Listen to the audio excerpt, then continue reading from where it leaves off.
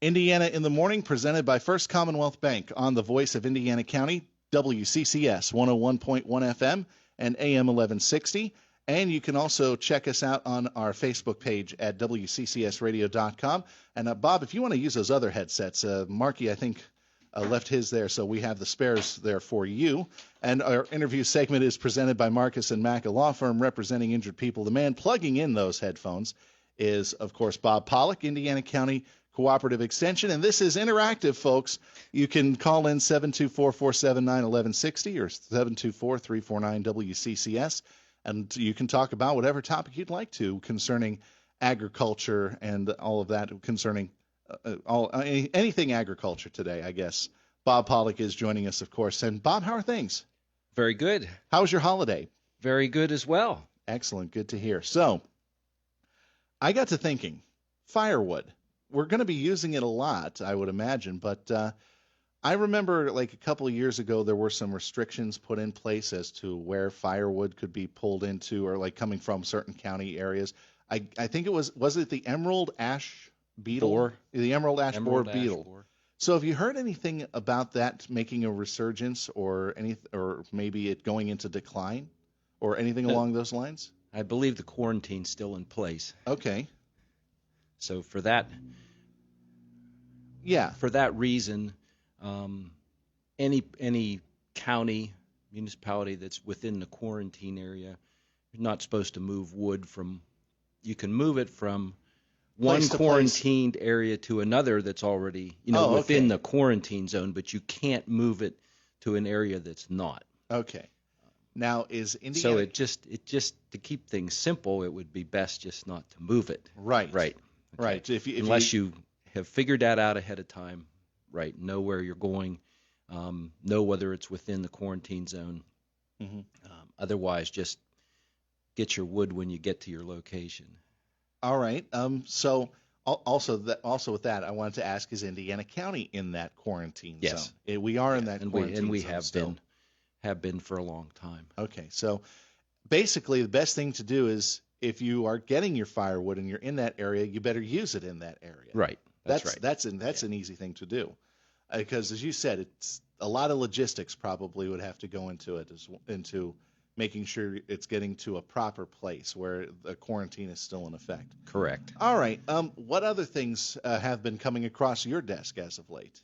Well, we're kind of in that transitional time period, finishing up all those seasonal activities, preparing for winter, shutting things down, closing things up, moving things around.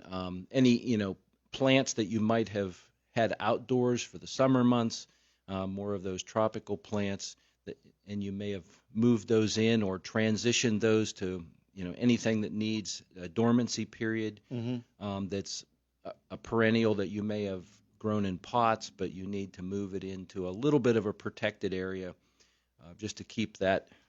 Sometimes we can have potted material, and they might be shrubs or dwarf trees, or perennial plants that you like to have in containers. Some of those can be moved into maybe a garage or an unheated shed or building.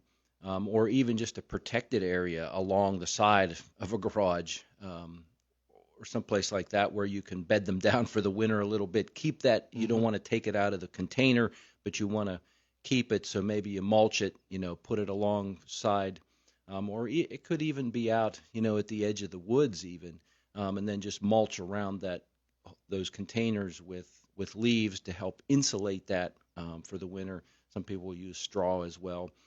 I do remember Dad insulating, I think it may have been like roses, rose plants, to make sure that they would continue to grow, because they would be planted in the ground. They weren't in containers or planters or anything like that. But I remember he would get like chicken wire and make a hoop out of it, and then he would stuff it with leaves to make sure it was properly insulated. Yes. Yeah, and so any of those marginal plants that maybe you really like what they look like, or the flowers, some of those attributes, but they're marginally hardy for our area, those types of things. And roses fit that bill pretty well, although there's a lot of really good varieties these days that you don't have to go to all that extra effort to keep them, protect them over the winter months because they're hardy enough to be here. But any of those marginal plants, on a hardiness perspective, yeah, just that chicken wire around them, and leaves or straw. Just have to be a little careful on leaves. Now, something like oak leaves that tend to hold up better. Many of the oak leaves, they almost look the same when we get through winter as they do now, because structurally they're tougher and they don't break down as quickly. They'll break down, but not as quickly as a lot of the maple leaves and poplars and things like that. Because you can get it matted in there to where it actually can suffocate the. Oh, really? Well, you get enough moisture, it can pack down, and you like to have a little bit of air in there, a little bit of fluffiness just to to it. keep things circulating. Yes. You don't want to pack it tight. Right. We're just trying to provide, just like we do insulating our homes, we're just trying to provide a little barrier there, a little insulation. We can still keep air moving, but it just slows the rate down at which that happens. So when we get, and really what that does, it's not that the plant can't handle it, but it slows those extremes down. So when we have, like on Monday, this coming Monday, we're supposed to be up in the low 50s. Yeah. And then we're going to go down below freezing into the 20s at night. Those wild swings like that are big swings. Yeah. AccuWeather, 54 for a high on Monday, 23 for a low on Monday night. So that barrier of leaves is going to act almost kind of like a winter coat. I mean, it's going to be loose enough so that we can so that it would allow air in, but when it needs to be warm, it can prevent the warm air from going out. It just slows that change down. Slowing so change. You don't go from 50 to 30 really fast. We slow that down, and that allows the plant time enough to change. So we can kind of think of our plants having antifreeze. Yeah. Ugh. So the sugars in there help keep the plant from freezing. Oh, okay. Okay. All right. So, but these wild swings doesn't give the plant enough time to change, adapt, to prep itself. I see. Okay. And it goes the opposite way in the winter too, when we are really cold and then we might jump up into the 70s or 80s. Late winter, early spring, that can happen. Getting into the springtime weather. Yeah. Yeah. So they can't adjust that quickly to that temperature change, and so we can get some dieback, we can get bud kill when that happens. So just having that layer of mulch, can help us do that. And that's why we, mulch. You might mulch certain perennials, having a little bit of that, the mulch, and then adding some, or just adding leaves to your perennial beds can provide a little layer of insulation to soften the blow, and then that can help preserve them, keep them from heaving too. Because in the wintertime we'll get freeze and thaw cycles. Yeah, and it'll cause the ground to become uneven. Yes, yeah. So just that's science right there. Yeah, that movement, that expansion and contraction of the soil can literally push plants up out of the soil. So especially newer things that you might have just planted this summer or fall or this year even, depending on the plant and how well it was able to get established, we could get that movement in the wintertime. So having a little mulch on there can help prevent that. One of the other stories that we've heard this week is the fact that there is a shortage of Christmas trees, the spruces and things like that. Christmas tree farmers worrying about everything from mold to parasites out there. Yeah.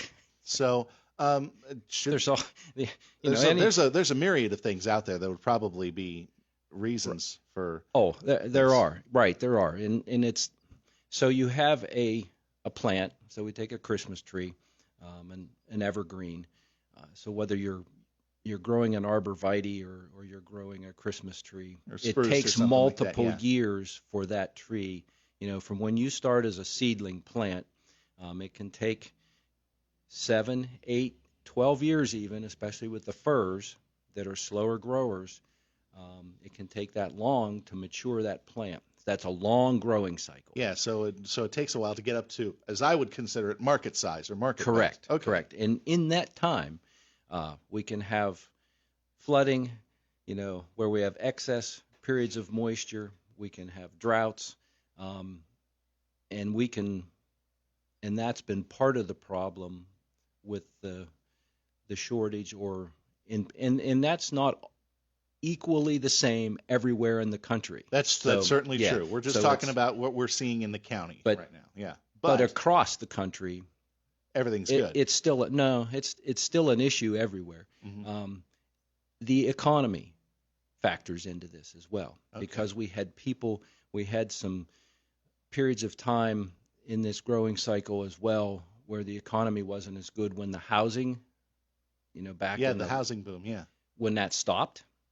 If we go back to the late like 08, 09 in that time frame, and that really stopped production. There were people that got out of business or even went bankrupt at that time, not necessarily here, but within the industry, within the country. Right. So when you have those kind of extreme things that happen, there was a lag. There were people not planting during those periods. I see. You get gaps in the production cycle as well. All right. So that all factors in to get us to where we are today. So multiple factors. Multiple things that have happened. So you just have to try to plan ahead the best you can. Mm-hmm.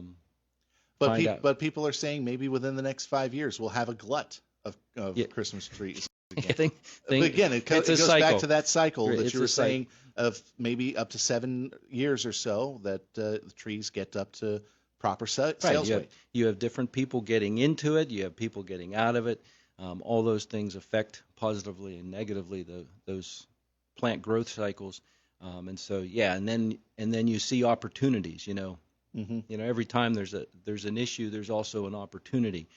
So somebody sees, oh well, wow, we're short now, so maybe that's something I should get into, or maybe I should plant more. And so then, if everybody's doing that, eventually, down the road, we might get into where there's more supply than there is demand.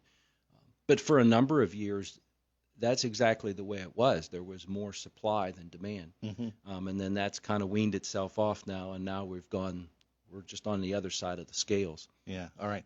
Bob, I know we talked about a lot of different things today, but next week we'll probably try to get to cover some more topics. But thanks very much for coming by. You're welcome. Thanks for the opportunity. All right. Bob Pollock of Indiana County's Cooperative Extension Office joining us this morning on Indiana in the Morning, presented by First Commonwealth Bank on WCCS. Our interviews are presented by Marcus & Mack, a law firm representing injured people. Our news coming up at the top of the hour.